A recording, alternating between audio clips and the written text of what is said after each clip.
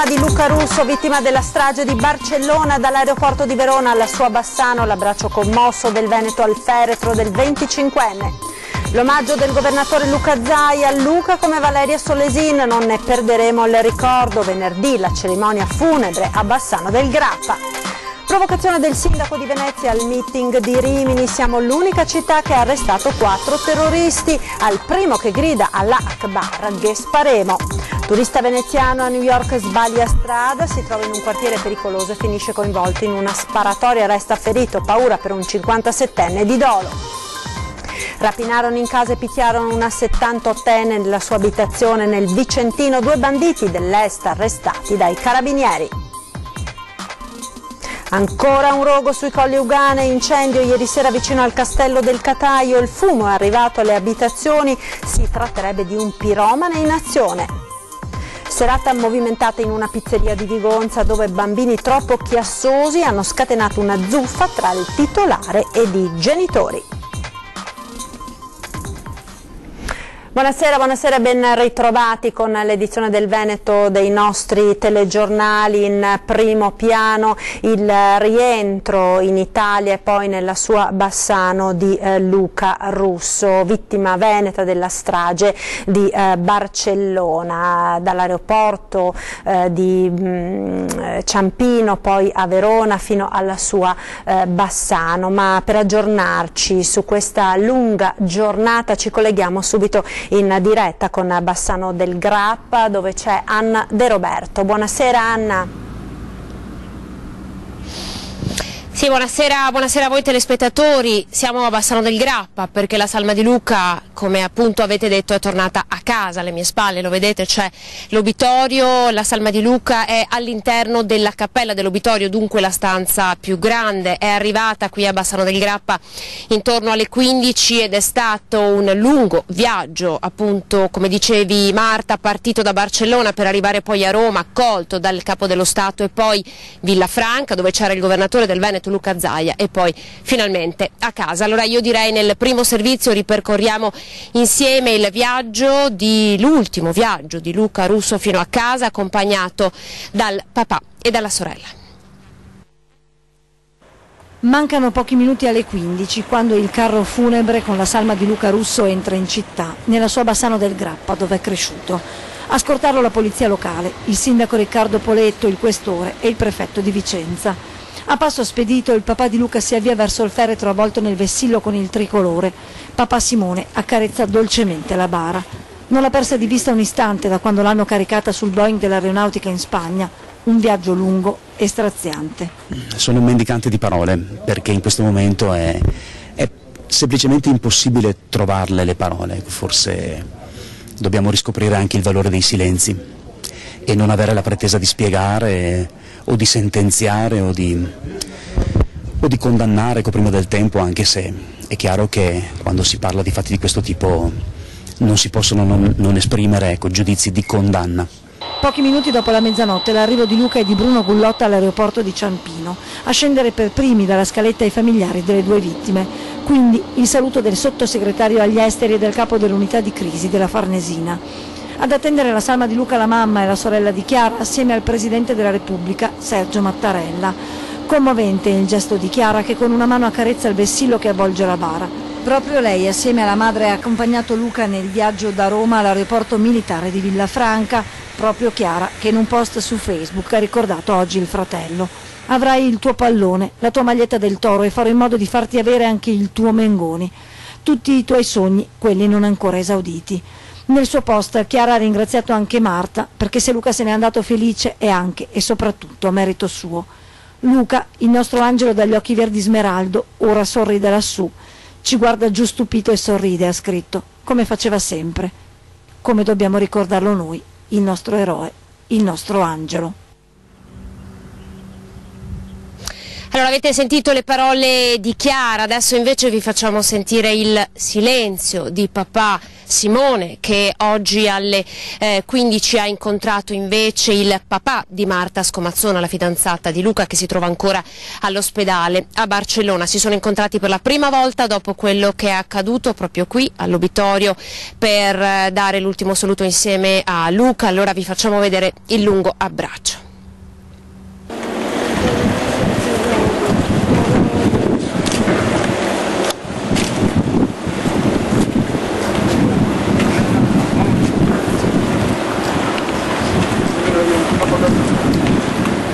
Un lungo e commosso abbraccio tra il papà di Luca e il papà di Marta, un'immagine simbolo di un amore dilaniato dal dolore, un momento toccante capace di scalfire altre immagini come quelle drammatiche dei corpi a terra straziati nella Rambla di Barcellona dalla lucida follia omicida dei terroristi.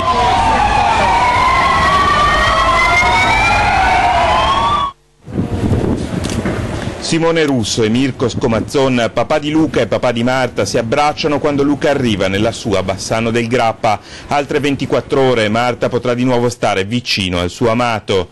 Un abbraccio, quello dei due genitori con i due corpi che si offrono sostegno a vicenda, destinato a rimanere una lezione di dignità.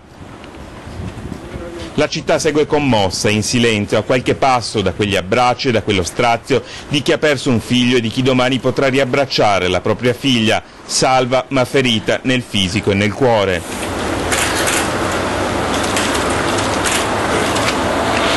Minuti lunghissimi, scanditi da altri abbracci, da quello della nonna di Luca che abbraccia il papà di Marta e che gli fa forza, dicendo che ora tutti aspettano lei, il suo sorriso e la sua energia.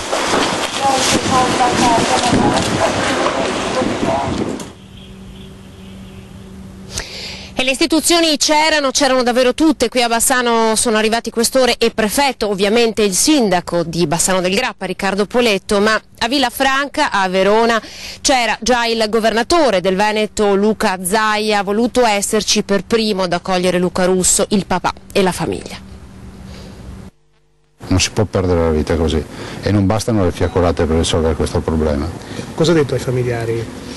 Ma guarda, in un momento di dolore così è difficile parlare, oltre a fare le condoglianze con una madre che perde un figlio, un padre che perde un figlio, una sorella che perde un fratello.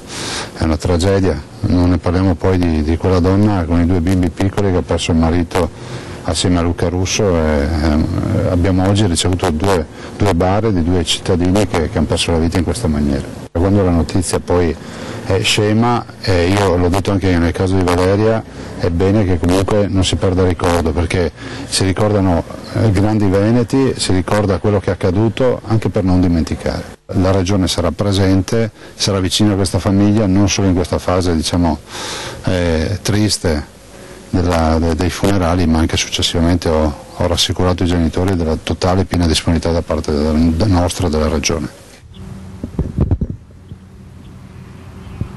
Avete sentito il governatore del Veneto, Luca Zaia, ma adesso vi facciamo sentire le parole del sindaco di Bassano, Riccardo Poletto. Anche lui questa mattina è arrivato a Villafranca e poi alle 15 è arrivato qui, e vi possiamo dare la data dei funerali. Saranno celebrati a Bassano del Grappa nella chiesa di San Francesco venerdì alle 16.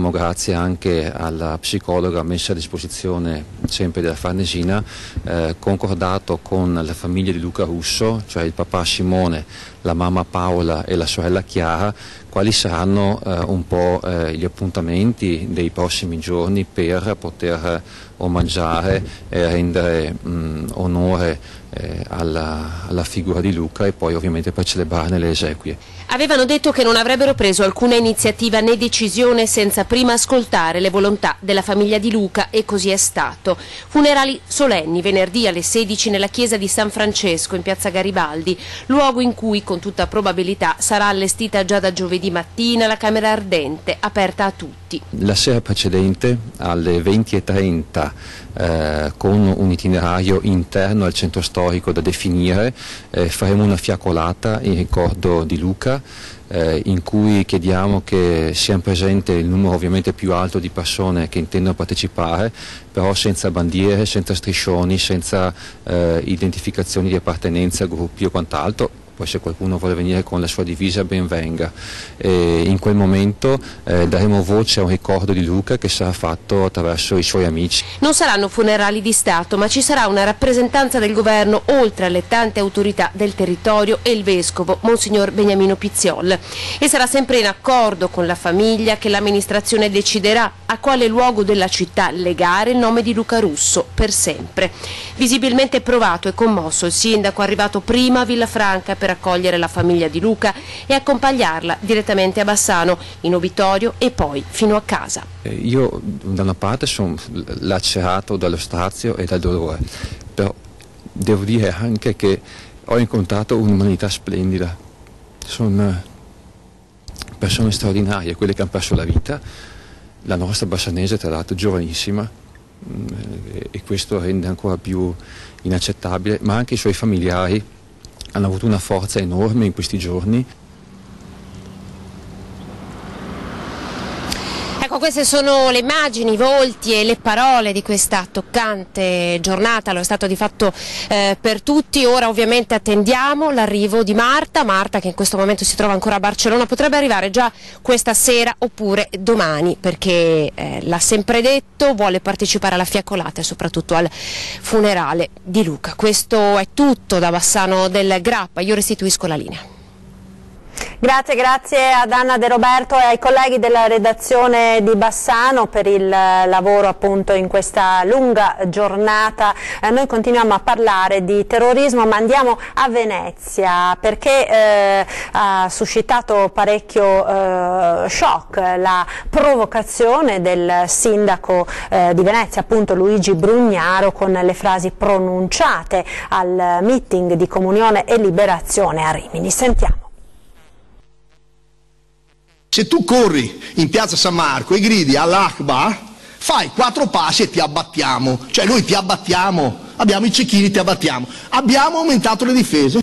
L'ha ripetuto per ben 2 volte consecutivamente il messaggio tra provocazione e rassicurazione del primo cittadino di Venezia, Luigi Brugnaro, questa mattina nel corso del convegno sulla demografia direttamente dal meeting di Rimini di Comunione e Liberazione. Superfluo dire come la cosa abbia indispettito diversi tra i presenti, suscitando risatine di rimprovero e scherno come quelle del sindaco di Rimini, Andrea Agnassi, dalle battute per i più fuori luogo e decisamente imbarazzanti. No, intanto spero che, adesso dirò a qualche romagnolo che va in piazza San Marco di non urlare Romagna mia, perché non si sa mai. Ma incurante di tanto sarcasmo e derisione, Brugnaro dal canto suo tira dritto, volendo così tranquillizzare quanti tra residenti e turisti popolano il centro storico in Laguna, dove la sicurezza è stata potenziata, rassicura. Adesso lo aumenteremo ancora, perché dobbiamo dare la sensazione alla città, alla cittadinanza, che noi ci siamo, che vogliamo reagire. Così nel giorno del rientro a Bassano della salma di Luca Russo, martire del terrorismo a Barcellona, come lo è stata la veneziana Valeria Solesin al Bataclan di Parigi. La memoria di questa ragazza in 2 parti, una ricordiamo dei terroristi disgraziati e vigliacchi, che in Italia devono essere battuti, quantomeno pensiamo a casa nostra e continueremo. E oggi anche da Rimini l'idea di Brugnaro sul presidio militare anche lungo i confini. Con un blocco navale umanitario dove noi salviamo le persone in mare, ma poi non possiamo consentire che tutti possano venire, anche in Zambia ti chiedono il passaporto per entrare. Cambiamo l'argomento, parliamo di migranti, andiamo nella Marca a Onè di Fonte perché sta suscitando molto fermento e polemiche l'arrivo nella frazione di 22 profughi. Sentiamo. Mi ha chiamato una concittadina. A dare la comunicazione in poche scarne righe è stato questa mattina il sindaco. Cari concittadini, recita la nota diffusa da Massimo Tondi, vi informo che alle 11:20 sono arrivati i migranti all'ex noviziato. In contemporanea, fa sapere il sindaco, anche la comunicazione della prefettura, destinati a Onè 22 ospiti, donne e gruppi familiari. Qualcuno decide di calpestare impunemente la comunità. La suora mi aveva promesso che mi avrebbe avvisato, anzi mi aveva detto che senza un documento scritto dell'amministrazione comunale non avrebbe concesso l'immobile per il discorso migranti, e invece tranquillamente l'ha dato con buona pace della sua coscienza. I timori del primo cittadino, avvisato questa mattina da una residente dell'arrivo dei pulmini, erano dunque fondati. Nelle scorse settimane Tondi aveva a più riprese denunciato come imminente l'arrivo dei migranti nella struttura della congregazione di Maria Bambina, arrivo per contrastare il quale l'amministrazione comunale non ha potuto far nulla. Ora non resta che sperare che il numero dei richiedenti asilo gestiti dal consorzio Restituire di Treviso non aumenti. Terremo alta la guardia perché noi come amministrazione ma anche come cittadinanza non ci stiamo, è un qualcosa che va oltre le nostre possibilità. Fin dal mattino Tondi ha sottolineato che malgrado l'avvenuto arrivo dei richiedenti asilo, l'assemblea pubblica fissata per giovedì sera alle 21 in municipio resta confermata. È un incontro pubblico per fare la ricostruzione di come sono andate le cose, di come venne calpestata un'amministrazione democratica e quindi questo vuol dire che l'Italia non è più una democrazia ma è diventato qualcos'altro. Ed ora andiamo a Vicenza, sono stati finalmente presi 2 dei 3 malviventi che avevano picchiato e derubato una 78enne all'ora di pranzo. Il terzo bandito è tuttora ricercato. La squadra mobile di Vicenza ha identificato gli autori di una rapina avvenuta il 22 ottobre scorso nel capoluogo berico ai danni di una donna di 78 anni che nel giardino di casa è stata picchiata e derubata di 2 monili d'oro che portava al collo, del valore di circa 500 euro. Si tratta di 2 cittadini originari dell'Est Europa, appartenenti a una banda di nomadi in trasferta in Veneto.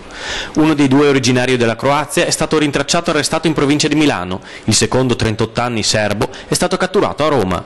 Un terzo uomo, sempre di origine slava, ritenuto colui che ha rapinato e picchiato la donna, è tuttora ricercato. Il terzetto, che deve rispondere di rapina pluriaggravata in concorso, è entrato in azione in pieno giorno attorno all'ora di pranzo. L'anziana, dopo aver sentito suonare il campanello della sua abitazione, è scesa nel giardino e ha avvicinato l'uomo, che si è spacciato come poliziotto, mostrando anche un falso tesserino. Con una mossa fulminea il malvivente ha preso per il collo la donna, sbattendole la testa sul cancelletto, per poi colpirla con un pugno e poi strapparle i pendenti in oro. Cercando un museo si è perso trovandosi nel mezzo di una sparatoria. È accaduto ad un 57enne di Dolo in vacanza a New York. Di panico per Marino Stocco, 57enne di Dolo, che durante la sua vacanza a New York è rimasto ferito di striscio da un colpo di pistola alla spalla sinistra. Tutto è successo in pochi secondi, nemmeno il tempo di capire che cosa stesse accadendo, e una normale giornata ha rischiato di tramutarsi in tragedia per il veneziano, di professione posatore di marmi, giunto negli States a luglio. Nel video si vedono le immagini successive alla sparatoria, in cui Stocco si è ritrovato in mezzo. Il 57enne voleva visitare il museo Meucci Garibaldi a Staten Island, uno dei 5 distretti della città al di là della baia di New York, ma giunto sull'isola ha sbagliato strada e invece di andare verso il museo si è perso nelle vie del distretto newyorkese, finendo in una zona poco sicura. Qui, mentre cercava informazioni per arrivare al museo, è stato raggiunto alle spalle dal proiettile. Si è accasciato sul marciapiede finendo in una pozza di sangue. Poco dopo è stato soccorso dalla polizia giunta in breve sul posto, medicato e curato in ospedale. Stocco non è in pericolo di vita, ma la paura è stata tanta. Non è neanche l'unico episodio avvenuto recentemente in zona. Circa 2 settimane fa, infatti, a 2 isolati di distanza, un ragazzo di 23 anni è stato colpito da un proiettile. Il responsabile dello sparo non è ancora stato identificato. Indaga la polizia di New York. Ed ora il terremoto che ha devastato l'isola di Ischia, anche una trevigiana si trovava appunto sull'isola ed è scampata proprio pochissimo prima che si scatenasse l'inferno. Sentiamo. Tanto spavento perché hanno sentito un boato. Poco prima che l'inferno si scatenasse in una delle isole più belle del Mediterraneo, Giulia stava facendo le valigie per tornare a lavorare a Mogliano. Un rientro programmato solo con il figlio più piccolo di 1 anno, quando il più grande di 6 ha insistito per tornare con loro. A pensarci si emoziona ancora la giovane mamma di origine ischitana che fa la farmacista. Sorride e si imbarazza anche un po' per il pericolo scampato. Poco dopo le 4 del pomeriggio, accompagnata dal suo compagno residente nell'isola, è partita con l'aliscafo per Napoli per prendere l'aereo che la riportava in Veneto. Io ho sentito che hanno avuto tutti tanta paura, anche perché hanno sentito questo rumore fortissimo, quindi ci sono stati attimi di panico. 2 vittime, 25 feriti, 2600 sfollati e centinaia di persone in fila agli scali portuali per lasciare l'isola di Ischia dopo la scossa di terremoto di magnitudo 4 che alle 20:57 ha colpito le acque al largo dell'isola. Rimane la paura, adesso dove dormiranno? Io so che una mia zia questa notte ha dormito in macchina perché aveva troppa paura, però non so chi abita a Casamicciola Alta, al Maio, non lo so. Ora il pensiero di Giulia è rivolto al suo compagno e ai parenti che vivono lì. No, diciamo che la stragrande maggioranza dell'isola e degli isolani stanno bene. Chiaro è che nelle zone interessate molte persone, oltre a quelle ovviamente evacuate, perché comunque sono state evacuate 2600 persone, oltre a quelle evacuate dormiranno fuori. Andiamola nel Padovano, ancora un rogo sui colli Euganei. Ieri sera le fiamme sono divampate vicino al castello del Cataio ed il fumo è arrivato sino alle abitazioni. Abbiamo visto del fumo dal monte Spinefrasse, ma era molto leggero, probabilmente l'innesco era appena iniziato e chiamati i vigili sono intervenuti subito assieme al gruppo antincendio boschivo di Battaglia. Ancora fiamme sui colli Euganei, questa volta in comune di Battaglia Terme. I primi a lanciare l'allarme sono stati i responsabili del castello del Cataio che si trova ai piedi del Monte Ceva. Troppi incendi quest'anno e sui colli si rafforza il sospetto della presenza di un piromane. Secondo una prima ricostruzione le fiamme sarebbero state appiccate in 2 punti distinti a metà della costa del colle Spinefrasse. Direi che quasi sicuramente è doloso, non ci sono dubbi in merito. Perché per arrivare lì cosa ci vuole? Beh, ci si arriva a piedi ed è impossibile arrivarci in macchina, quindi sicuramente chi lo ha fatto con coscienza. Il rogo si è sviluppato in una zona molto impervia della collina dove le autobotti dei pompieri non sono riusciti ad arrivare. Per questo è stato necessario anche l'intervento dell'elicottero dei Vigili del Fuoco da Venezia che raccoglieva l'acqua dai laghetti di Calzignano. Poco dopo è apparso anche l'elicottero della regione. Le fiamme sono state domate mentre il numero d'emergenza dei Vigili del Fuoco veniva tempestato da chi abita nei dintorni. A causa del vento il fumo denso era sceso verso valle e le abitazioni. L'allarme è rientrato ma si teme che il piromane possa colpire ancora. Qualche ammalato che tenta di divertirsi creando questo tipo di problemi. Il dolore è lo stesso di 8 anni fa, così come la gratitudine, il ricordo di Dario, Fabrizio, Marco e Stefano non si affievolirà mai, ma oggi vorrei che la ricorrenza della tragedia di Rio Gere significasse anche un monito a tutti coloro che frequentano la montagna. Rispettatela, imparate a conoscerla, non commettete imprudenze, non cadete in sottovalutazioni, perché ogni volta che vi trovate in difficoltà, uomini come loro salgono in cielo e rischiano la loro vita per salvare la vostra.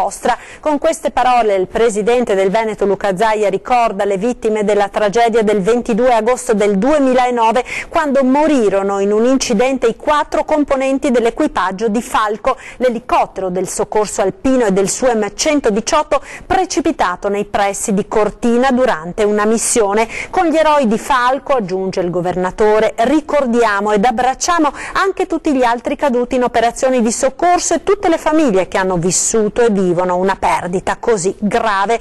Dobbiamo essere orgogliosi, conclude il presidente, dell'altruismo di tutti quelli che non ci sono più e dei colleghi che magari anche proprio adesso dedicano se stessi ad aiutare gli altri rischiando la propria vita. Ed ancora cronaca, perché dobbiamo registrare l'ennesimo incidente stradale sulle strade appunto del Veneto. A perdere la vita questa volta è un giovane centauro, l'incidente nel Veronese. Tradito da una distrazione, è morto così Marco Andreoli, 28enne di Settimo di Pescantina, ennesimo centauro a perdere la vita in questa estate terribile per il Veneto. La tragedia ieri sera, poco dopo le 22 a Bussolengo, a un incrocio. Il giovane in sella alla sua Ducati proveniva da Verona e la vista della luce verde al semaforo forse l'ha indotto a accelerare l'andatura. Ma proprio in quel momento, nel senso di marcia opposto, un autobus di linea dell'ATV stava svoltando a sinistra. Nel vedere il pullman che stava occupando la corsia in cui si trovava, il giovane centauro, forse tentando di frenare, ha perso il controllo della moto e, secondo le testimonianze di alcuni passanti, è caduto a terra. Nell'impatto ha perso anche il casco che indossava e dopo una trentina di metri è andato a scontrarsi contro la parte posteriore destra del bus. L'impatto è stato devastante e quando sono arrivati i soccorritori con l'automedica e l'autoambulanza dal vicino pronto soccorso dell'ospedale Orlandi, purtroppo per lui non c'era più nulla da fare. Con la promessa di una vita insieme, in Albania aveva chiesto denaro ad un imprenditore dell'Alta Padovana, poi la relazione era finita e la donna ha cominciato a ricattare l'uomo minacciando di raccontare tutto alla moglie. Sentiamo. Doveva essere una fuga verso una nuova vita insieme. I soldi che lei chiedeva dovevano servire per acquistare un nido d'amore in Albania. Un maturo imprenditore dell'Alta Padovana però è finito nelle maglie di un ricatto che l'ha gettato in una profonda disperazione. La storia d'amore tra il professionista sposato da lungo tempo e la 29enne albanese era iniziata nel 2014. La donna in poco tempo era riuscita a farsi consegnare quasi 35.000 euro, soldi che dovevano servire per acquistare una casa nel suo paese d'origine. La promessa era quella di una convivenza, ma la relazione si è interrotta bruscamente e a questo punto la giovane amante ha cominciato a ricattare l'imprenditore. Per mesi insieme ad un complice ha cercato di estorcergli denaro, minacciando di raccontare tutti i particolari della storia d'amore alla moglie tradita. L'uomo, stremato dalle continue richieste di soldi, si è rivolto ai carabinieri. Ieri sera in stazione a Padova era prevista l'ultima consegna di denaro, 10.000 euro in contanti. All'appuntamento però si sono presentati anche i militari dell'Arma che hanno arrestato i due, Natascia Cacicui, 29enne albanese, e il suo complice Ruggiero Albrizio, con cui da qualche tempo conviveva a Conegliano. Nell'auto dell'uomo è stata trovata e sequestrata una bomboletta di spray urticante. È serata movimentata in una pizzeria di Vigonza dove bambini troppo chiassosi hanno scatenato una vivace discussione tra il titolare ed i genitori. Sentiamo. Alla fine in una pizzeria di Vigonza sono dovuti arrivare anche i carabinieri al termine di una furiosa lite tra il gestore del locale e un genitore i cui bambini, a quanto pare piuttosto vivaci, disturbavano sia il lavoro dei clienteli che la cena del resto della clientela. Le osservazioni del proprietario del locale hanno scatenato un'animata discussione nella quale il titolare e un cameriere sarebbero anche stati colpiti a un braccio e al volto. All'arrivo dei carabinieri di Cadone che il cliente si era già allontanato e quindi non è stato possibile identificarlo. E siamo al termine di questa edizione regionale dei nostri notiziari. Vi ricordo l'appuntamento con la nostra prima serata, subito dopo i TG torna 20:10. Questa sera parleremo di un fatto di cronaca, del massacro 10 anni fa dei coniugi Pellicciardi a Gorgo al Monticano. In studio ci sarà il figlio Daniele Pellicciardi e Firmino Vettori, allora sindaco di Gorgo, ora vice sindaco. Ed è tutto per questa edizione, vi lascio come sempre alle previsioni del tempo per le prossime ore. Il meteo, arrivederci.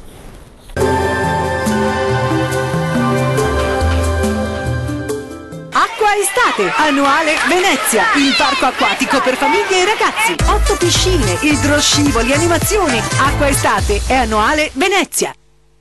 Splendida giornata di sole, precipitazioni del tutto assenti, clima mite ma valori termici in aumento e verso fine settimana tornerà anche il gran caldo. Sul Veneto tanto sole e bel tempo ovunque, con cieli completamente sereni salvo qualche nube alta stratificata sui settori alpini più settentrionali. Temperature in aumento, massime che saranno comprese tra i 25 e i 31 gradi, minime tra 13 e 18 gradi circa. Andiamo ora a vedere che tempo farà sul Friuli Venezia Giulia. Splendida giornata soleggiata e stabile ovunque, anche qui. Temperature in aumento con massime attese mediamente tra i 26 e i 29 gradi, valori minimi previsti tra 15 e 18 gradi circa.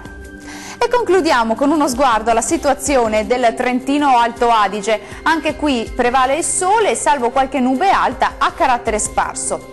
Ulteriore aumento delle temperature con valori massimi attesi mediamente tra i 29 e i 33 gradi, valori minimi previsti tra i 13 e i 14 gradi circa. Il mare sarà generalmente calmo, i venti moderati sud-orientali, localmente deboli nord-orientali sul Golfo di Trieste. Dal meteo di Antena 3 per ora è tutto, grazie per l'attenzione e arrivederci.